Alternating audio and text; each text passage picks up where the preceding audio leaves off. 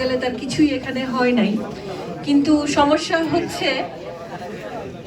হচ্ছে আমরা যখন ভোট গণনা শুরু করলাম তখন আমাদের সবার মুখই কালো হয়ে গেল। বিষয়টা হচ্ছে এখানে যারা আমাদের প্রার্থীরা আছে, ভিপি এবং জিএস প্রার্থী, এবং তারা জানে, সকল প্যানেলের এবং স্বতন্ত্র তারা সবাই জানে যে তাদের সামনে এর আগে আমরা এই ভোটের দুটো মক টেস্ট করেছি। এই দুটো মক টেস্ট মানে হচ্ছে ভোট দিয়েছে এবং সেই ভোটটা আমরা মেশিনে গুনেছি, মেশিনটাকে পরীক্ষা করার জন্য। সেখানে আমাদের শুধুমাত্র ভিপি এবং জিএস প্রার্থী না, সেখানে আমাদের বিশ্ববিদ্যালয়ের অন্যান্য স্টেক হোল্ডার, শিক্ষক সমিতি, ইউট্যাব, ইউটিএল এবং সবাই ছিলেন। মোটামুটি সিন্ডিকেট সদস্য, প্রক্টর এবং সবার মাধ্যমেই সবার সামনে এটা ওপেনলি হয়েছে। প্রথম যে টেস্ট আমরা করি সেখানে হচ্ছে একটা ছিল ওএমআর মেশিনের জন্য, তখন দেখা যায় ওখানে কিছু ত্রুটি আসে, তখন আমরা ইমেজিং মেশিন আনি, কারণ ইমেজিং মেশিনে ত্রুটিটা কম পরিলক্ষিত হয় কিংবা নেই বললেই চলে।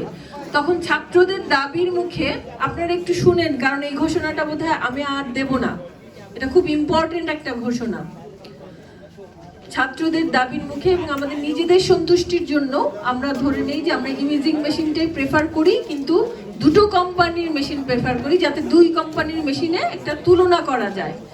আজকে যখন সমস্ত ব্যালট পেপার চলে আসার পর আমরা প্রথম কেন্দ্রটা ধরলাম, ধরে দেখার পরে দেখলাম যে ওই কেন্দ্রটাতে ভোট কাস্টিং হয়েছে 209টা।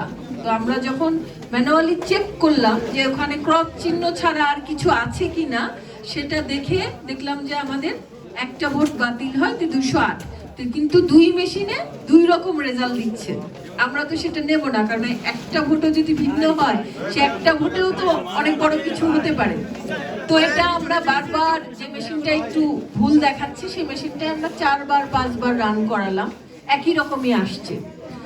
এখন আমরা তো ছাত্রদের বলে ফেলছি যে আমরা দুটো মেশিনে করব, মানে দুই কোম্পানির মেশিন, তিনটা 6টা।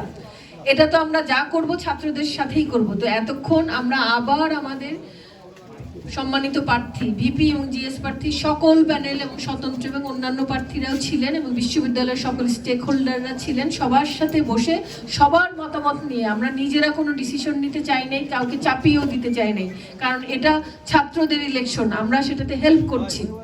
তো সবার এই সমস্যা নিরসন করার জন্য আমরা রাত 10টায় মাননীয় উপাচার্যের কনফারেন্স কক্ষে সকল প্যানেলের এবং স্বতন্ত্র প্রার্থীর ভিপি, জিএস এবং অন্যান্য প্রার্থীগণ সহ জবি, শিক্ষক সমিতির সভাপতি, সাধারণ সম্পাদক, প্রক্টর, ছাত্র কল্যাণ উপদেষ্টাগণের উপস্থিতিতে একটি মত বিনিময় সভা অনুষ্ঠিত হয়।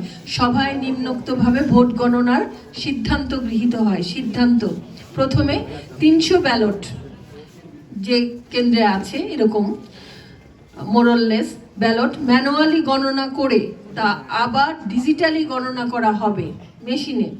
যদি দুটো মেশিনেই যেই ফলাফলটা ম্যানুয়ালি ফলাফলের কাছাকাছি হয়, তাহলে, এবং কাছাকাছি হয় মানে ম্যানুয়ালি যে ফলাফল তার সাথে মিলে যায়, তাহলে আমরা সেই মেশিনেই বাকি ভোটগুলা গণনা করা হবে বাকি কেন্দ্রে।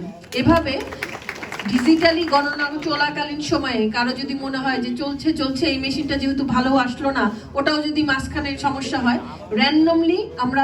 র্যান্ডমলি যে কোনো কেন্দ্রের যে 2-1টা ম্যানুয়ালি গুনলাম, আবার ডিজিটালও চেক করলাম, তাহলে যে মেশিনের মাঝে মাঝে মাথা বিগড়ে গেল কিনা সেটাও চেক হলো। আচ্ছা, এভাবে গণনা করা হবে। এভাবে সকল কেন্দ্রের ভোট ডিজিটালি গণনা শেষে একসাথে যকসু নির্বাচনের ফলাফল ঘোষণা করা হবে। আমরা এর জন্য সকাল থেকে আমরা এখানে আছি।